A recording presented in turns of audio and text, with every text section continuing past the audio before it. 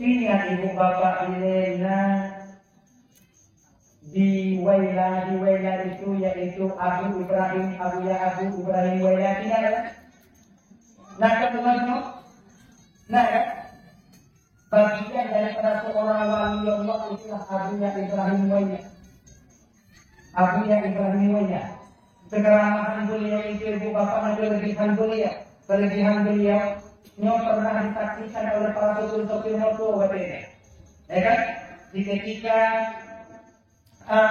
sopir motor dari Abu Haji ini berangkat ke Banda Aceh, kemudian beliau nanya, ada sopir motor untuk iklan motor. Abu iklan motor kamu kita Abu Abuja. Tapi hanya bikin, ngejak doanya ye, bantu Abu itu, hanya bikin. Padahal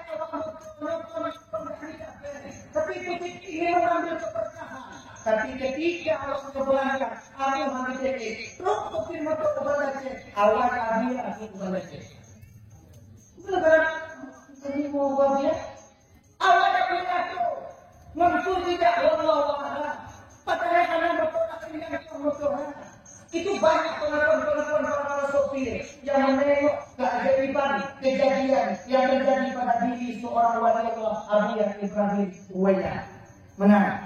Saya yang kata-kata dari bapak cucu dan anak-anak ini Pak Bumuan, negara kuubun yang hati bersih hatinya daripada ulumul qalbi dan diri dia dan anak sombong berkata, doa berdoa di hati.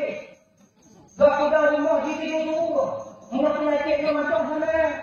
Maka itu yang dijual Allah berfirman, yaitu orang-orang yang telah bersih batinnya daripada ulumul qalbi penyakit hati. Mudah-mudahan kami orang cucuk di dalam doa dari mana? Habis kalau tajuk kami kemudian ini doa. Tajuk dari kami kemudian dari Muhammadan. Doa dari mereka dia ada. Doa yang itu kenapa? Maka Nabi itu yang kelebihan Allah yang Allah berikan itu kepada orang-orang yang suci batinnya, bersih hatinya. Tapi Nabi Sulaiman itu mengenangnya. Nabi Sulaiman itu mengenangnya ya. Amin. Mengenangnya. Dia Rasulullah. Amin. Amin. Mengenangnya amin.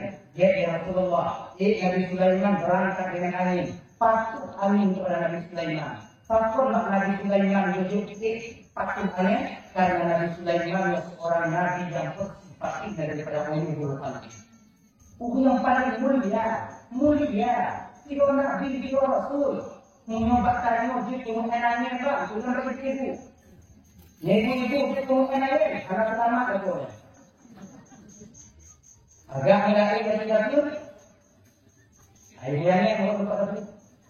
Jangan itu jangan angin. Yang mau suka. Coba berjalan dulu. Ikannya banyak lagi.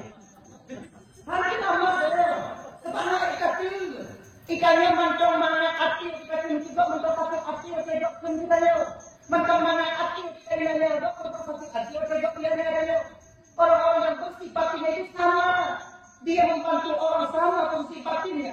Dia mengatakan unggulah ini tuntunan sama. Kemudian orang lain memuji dan tidak sama bersih batinnya. Tak berapa. Ini tanya apa ini? Mereka juga senang, membantu oleh raja. Mengerti kita pemahaman apa itu? Kalau tak pemahamannya, nama kalau tapi ada ini, aneh, nama berapa? Dah kemudian, boleh. Apa ini?